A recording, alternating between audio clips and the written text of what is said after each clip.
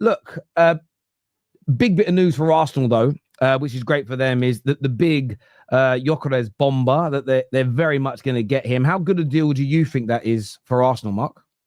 Yeah, I mean, it's funny, actually, because he's sat next to us, so we may as well bring it in. I saw a clip when we were linked to him, and I think, was it Jolie Nescott and Rio Ferdinand were basically just there panning him, really, Gyokeres, saying he ain't all that. When he's in the Premier League, he's going to struggle. He can't do that against Premier League defenders, despite him doing that against Premier League defenders in the Champions League. He can't fail at Arsenal, in my opinion. I've seen some United fans do what people do when you don't get a signing, and Arsenal fans would do the same. There's little clips about bad first touches and technicality. But look, I genuinely thought there was a point probably 3 weeks ago where we were going to sign Gyokeres, and he can dribble, he can score free kicks. He's got an amazing shot power on him. He's a really good penalty box striker. He's a relentless runner. I look at Erling Haaland at Man City, and technically he's not very good. And people will go, oh, he got pocketed there. If Haaland doesn't get service, he's quite limited. He's quite basic as a footballer. He's not a dribbler. He's not a link-up player. He's quite basic. But he'll always be one of the world's best strikers in a team where he gets chances. He will always get chances at Man City. And I think the same thing is going to happen. I would say Gyokeres is more technical than Haaland. Maybe Haaland's a better finisher. We're about to find out. But there is no way Gyokeres is not going to succeed at Arsenal. And I've always said, if Arsenal get the striker, they need to win the league. Now, Liverpool have had a brilliant transfer window. Obviously, taking what happened last week, which is about football, but is also about human life. Absolutely heartbreaking what's happened to Liverpool. And that's also a footballing void now, because Jota was a fantastic player. But I've been impressed with what Liverpool had done in June. And I think between Arsenal and Liverpool, it becomes really close with this striker. So, yeah, I think Gyokeres will get chances, and therefore he will score goals. And I've seen Arsenal so many times, and Arsenal fans will back me up on this, and you, Terry, as well, because I know you watch Arsenal a lot. I've seen Saka put so many crosses into the area that nobody appreciates how good it is, because they haven't got a striker to get on the end of it. Odegaard's the same. They're going to bring people in, maybe like Eze, maybe Rodrigo. I just think he can't not bag goals. He can't not bag goals. You're speaking facts there. This is where I'm someone that likes stats. I think they have a very important role in football, but you also have to use the eye test. You've got to be balanced in this. People will go, Arsenal don't create enough chances. And well, prove that to me. And they show you the stats. Look, they're only in this percentile, or they only this amount of key passes per game. What they're not taking into consideration, as you've just rightfully pointed out, the amount of times Saka, Odegaard, Martinelli, Trossard will put a ball into the right area of the box. As good as Moreno did when he covered Kai Havertz, and Kai Havertz does score goals, they wouldn't make the run to the right post. They'd go to far too often. They'd go to the front post instead of the back post.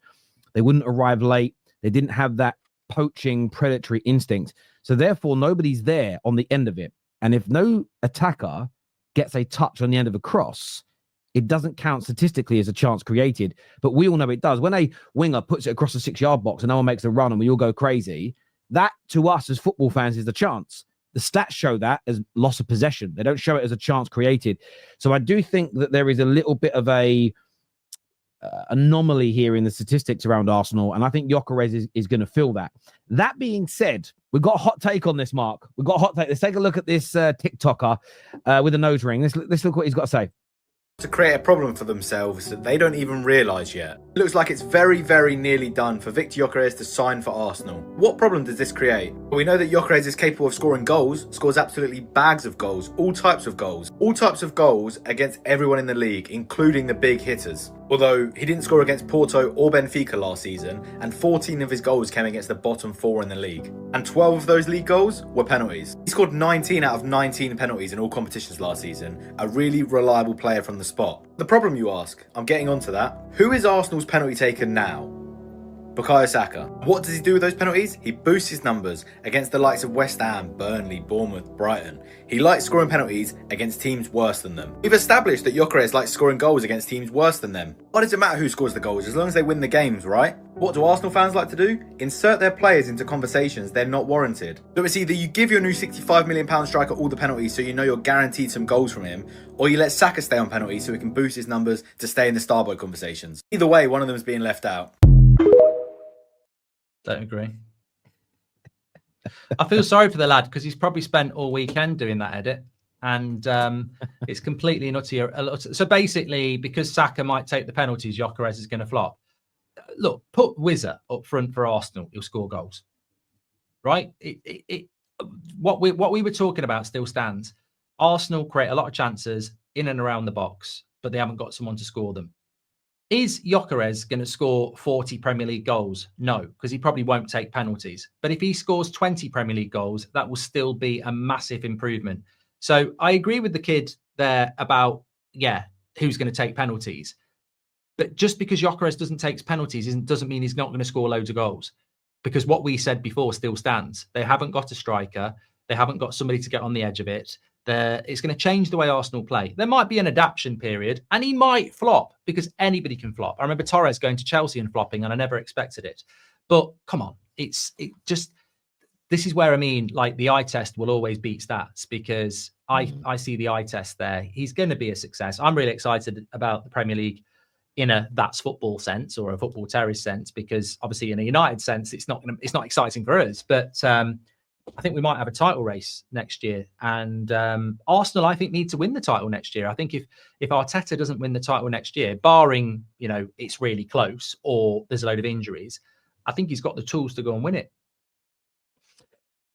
Yeah, look, I think that on this take, it's crazy. You're ignoring international goals. When he scored goals against Belgium and Portugal as an example, scored Champions League goals against decent European opposition, including a hat-trick against Manchester City, and almost scored a worldie against Arsenal. You're looking at the league only. Yeah, he didn't score against the best teams, but this isn't abnormal. I remember, I know that he's a little bit older, but the problem is with a lot of football fans is that when they're young, is they don't understand that some players mature later in their career. Jamie Vardy is a prime example of somebody who only really sort of turned the afterburners on mid-20s. Even David Beckham was about 23. He was playing, he was involved, but it was 23, 24 when it was like, oh, wow, this guy is really good. And I remember that very vividly. Gyokeres has kind of matured a little bit later. But also, you're sort of ignoring this element of who and what he's done things against. You're taking it away from league goals. You're forgetting that. I know it was a penalty, but that clutch penalty to equalize in the last second, 98 minutes it was in a cup final, and he was able to step up and do it.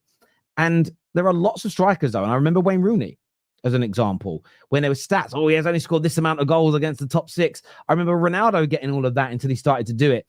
Gyokeres will score goals against big teams in the Premier League, there's no doubt.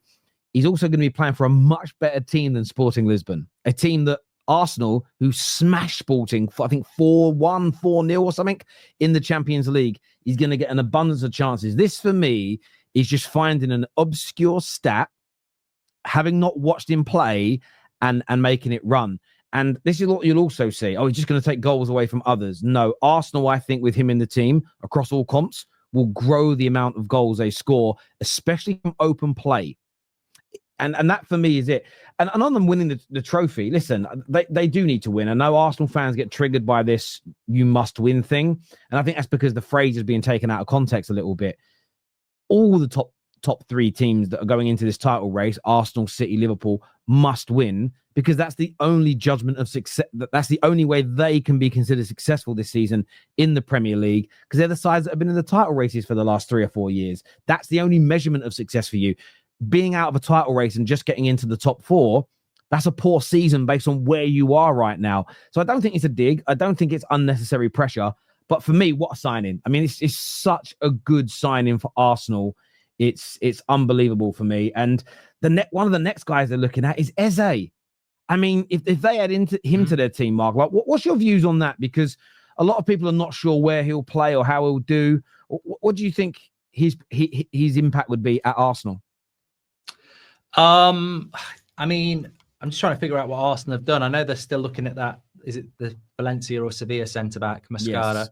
Obviously, Kepa's come in, Subamendi's come in. Have they got that Norgard as well? Did he actually go from Brentford? Norgard's in. I think it's all been, the paperwork's been signed today, I think. Yeah, so they got that. Obviously, Gyokeres is there, and then they're looking at Madueke, Eze, and I also heard something about Rodrigo today. So, I mean, if they got Rodrigo and Eze, I think they've got to win the league, definitely. But if they get Madueke, I'm not so sure about that one. But the Eze deal's always been exclusive to the Madueke Rodrigo rumours. So you're adding. Look, my firm belief is that this is why I think Man United are in trouble as well. By the way, these clubs in the Champions League are earning £100 million of revenue everyone else isn't earning every year now. And I think what we've seen this summer, it's been a great summer, but in a way it's a concerning summer because Chelsea, Liverpool, Man City and Arsenal are basically buying 5 or 6 players each to teams that were already better than everybody else. And the reason they're doing it is because the Champions League is the Super League and the money is ridiculous. So as long as you invest that into your team each summer, no one else can match you, then by default, you should be able to build a super squad, which enables you to have more than just a starting 11, but nearly 2 teams. And I think Eze to Arsenal sort of confuses people because of that, because you'd be thinking, well, Saka, Madueke, Rodrigo on one wing, Odegaard, Zubamendi, Rice, Gyokeres. So where does Eze fit in? Well, you have got injuries, you have got rotation, you have 90 minutes of intense football, you have got the Champions League.